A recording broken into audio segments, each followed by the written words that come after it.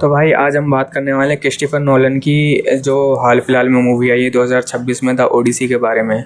तो भाई इस मूवी का काफ़ी लोगों को इंतज़ार क्यों था वो मैं आपको बताता हूँ। क्योंकि भाई ये मूवी क्रिस्टोफर नोलन की है और इनकी भाई सारी मूवी अभी तक जो इन्होंने बताई भाई, मतलब कि जो अभी तक इन्होंने बनाई है वो टॉप IMDb है। मैं आपको नाम बता देता हूँ एक बार।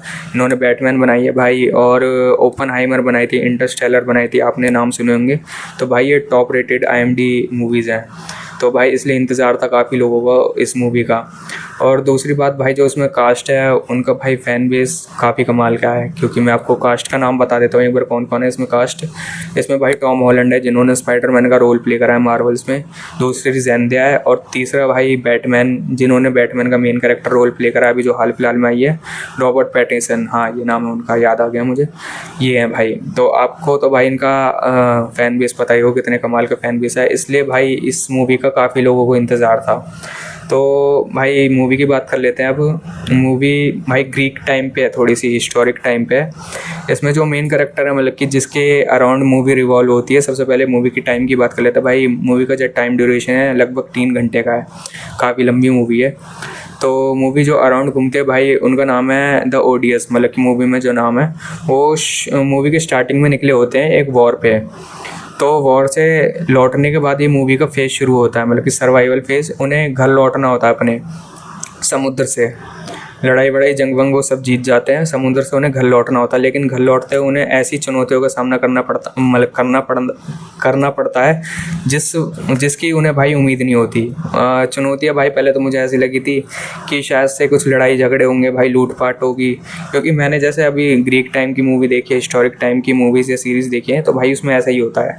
जैसे मैं आपको नाम बता दूँ, 300 आपने मूवी देखी हो, 300, और गेम ऑफ थ्रोन्स अगर आपने देखी हो, वाइकिंग्स देखी हो सीरीज़, तो उसमें भाई हिस्टोरिक टाइम की मूवी है, उसमें भी काफ़ी लड़ाई झगड़े होते हैं। तो मेरे को भी इसमें ऐसे ही लगा था।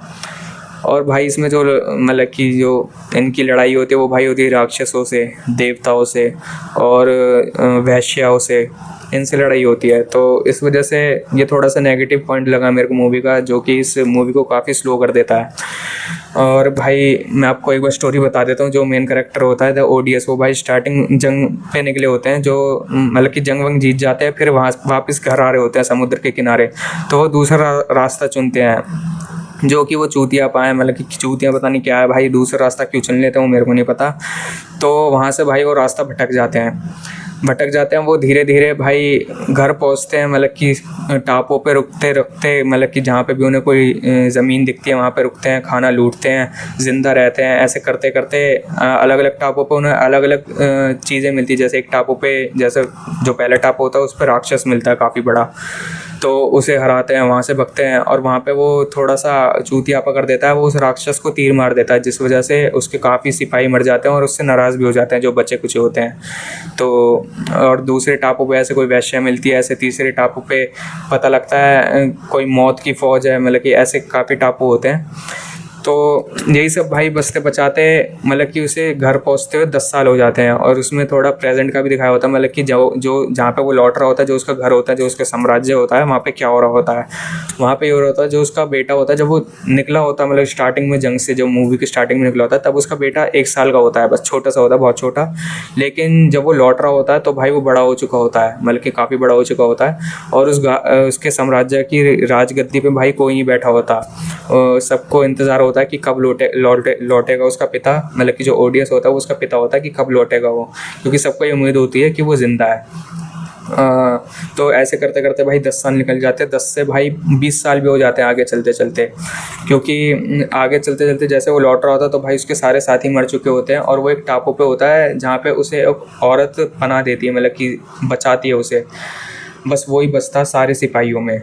तो वहाँ पे भी वो कम से कम 6-7 साल, मेरे ख्याल से इतना साल रहता है, मैं भूल गया थोड़ा सा, उसके साथ ही रहता है। स्टार्टिंग में उस लड़की को उससे प्यार हो जाता है, और वो अपनी याददाश्त भी खो चुका होता है, इस वजह से वो इतने साल वहाँ पे रहता है।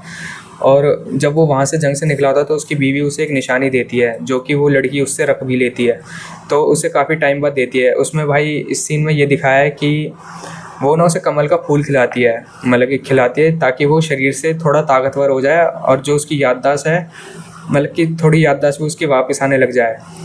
वैसे वो भूल चुका होता है सब, उसे कुछ याद नहीं होता, वो काफ़ी कोशिश भी करता है याद करने की, लेकिन उसे याद नहीं आता। शरीर से तो वो उस कमल को खिलाते खिलाते उसे ताकतवर कर देती है, लेकिन मन से नहीं कर पाती। उसकी कुछ यादें ऐसी होती है, उसका मन वहीं पे जुड़ा होता है, अपने घर पे, अपनी बीवी पे, अपने बच्चों पे। तो एक टाइम पे उसे ऐसा लगता है कि शायद से वो उसके साथ गलत कर रही है, तो उसे वो ही निशानी दे देती है जो उसकी बीवी ने दी होती है उसे स्टार्टिंग में।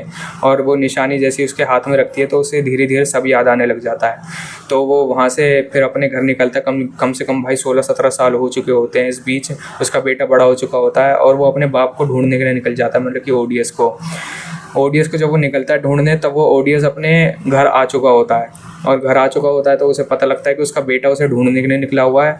और मतलब कि उसके पीछे से उसके साम्राज्य में ऐसी कुछ चीज़ें हो चुकी होती है, मतलब कि सब दोगले हो चुके हैं, अय्याशी हो चुकी है, मतलब कि कुछ रूल्स रेगुलेशन सब ख़त्म हो चुका है, ऐसा हो चुका है। और जो मतलब कि उसने किसी को अपने बेटे की जिम्मेदारी के लिए छोड़ा था, उसे घर पहुंचने के बाद ये पता लगता है कि उसने उसके बेटे को मारने के लिए भेजा है, मतलब कि उसका बेटा ढूंढने के लिए निकला है उसे, तो रास्ते में उसे मारने के लिए भेजा है। तो जब उसे पता लगता है तो वो वापस अपने बेटे को ढूंढने के लिए निकलता है। तो भाई ऐसे करके मूवी आगे बढ़ती है, उसे बेटा मिल जाता है। आगे चल के उसके बेटे को पता लग जाता है कि भाई वही ओडीएस है। तो पहले तो भाई मेरे को ऐसा लगा था कि मतलब कि ग्रीक टाइम की मूवी है, काफ़ी लड़ाई झगड़े हुए होंगे मूवी में। ऐसा भाई कुछ नहीं होता, इतनी कुछ खास लड़ाई वड़ाई इसमें दिखाई नहीं है मूवी में। देवता वगैरह से ऐसे कुछ सर्वाइवल मूवी है, बस ये लगा लो, बस उसे ज़िंदा रहता है वो। सर्वाइवल मूवी है, समुद्र की मूवी है, इससे ज़्यादा कुछ नहीं है। ये उम्मीद मत रखना कि इसमें लड़ाई झगड़े होंगे, तलवार तीर कमान फौज वौज होगी, कुछ भी नहीं है भाई इसमें, मैं पहले बता रहा हूँ तुम्हें, ठीक है। फिर एंड में वो अपने दोनों घर आते हैं। तो मतलब कि जिसे वो मारने भेजता है, फिर उनकी लड़ाई होती है एंड में, यही सब होता है। और भाई बात कर लेते हैं, क्या थोड़ा सा स्लो है, मतलब कि जो मेन कैरेक्टर, ये भी थोड़ी सी बात है कि मेन कैरेक्टर ने रोल कैसे प्ले करा है। तो भाई ठीक ठाक रोल प्ले करा है, इतना भी कुछ खास एक्टिंग नहीं करी ना, मतलब कि ठीक ठाक है, एवरेज है, इतना ज़्यादा कुछ अच्छा भी नहीं है, इतना कुछ ज़्यादा बुरा भी नहीं है। और अगर आप मूवी की बात करो कि भाई मूवी देख सकते हैं या फिर नहीं, तो भाई 50-50% चांस है, मतलब कि ऐसे कुछ मैं यही नहीं कहूँ कि भाई देखो ही देखो कमाल की मूवी है, इतनी कुछ कमाल की मूवी है नहीं। विजुअल्स ठीक ठाक हैं, हाँ, इतने कुछ बुरे विजुअल्स नहीं है, विजुअल्स अच्छे हैं भाई, CGI भी अच्छा है, राक्षस वगैरह अच्छे दिखाए हैं, ऐसे कुछ ऐसे नकली नहीं लगता इस मूवी में, बढ़िया है मूवी। वैसे बस थोड़ी सी स्टोरी वगैरह बेकार है, स्टोरी और अच्छी हो सकती थी, जैसे क्रिस्टोफर नोलन की और भी मूवी है, इतनी अच्छी IMDb रेटिंग वाली मूवी है, उस हिसाब से भाई मेरे को इतनी अच्छी मूवी लगी नहीं। तो अगर आपने भाई मूवी देख लिया तो मेरे को भाई कमेंट सेक्शन में ज़रूर बताना कि आपको भाई मूवी कैसी लगी, और अगर नहीं देखी तो भाई देख के आ जाना, तब बता देना मेरे को। और भाई चैनल को सब्सक्राइब और कर लेना भाई, चैनल को सब्सक्राइब नहीं करते आप लोग, और वीडियो को लाइक कर देना अगर भाई आपको वीडियो पसंद आई हो। और अगली मैं कौन सी मूवी या सीरीज़ पर रिव्यू करूँ भाई, वो भी बता देना। चलो भाई आज की वीडियो में इतना ही। और हाँ भाई रेटिंग की बात कर लेते हैं कि इस मूवी को मैं क्या रेटिंग दूंगा। भाई 3 घंटे की मूवी है, काफ़ी लंबी मूवी है, तो भाई मैं 10 में से 7 मतलब कि 6 रेटिंग दूंगा। आपको मैंने बता दी नेगेटिव पॉइंट इस मूवी के, जो कि मेरे को पसंद नहीं आया। नेगेटिविटी लगी भाई इस मूवी में, पॉजिटिविटी तो इतना कुछ लगा नहीं मेरे को, तो इस वजह से मैं 10 में से 6 रेटिंग दूंगा। तो चलो भाई आज के इस वीडियो में इतना ही, मिलते हैं अगली वीडियो।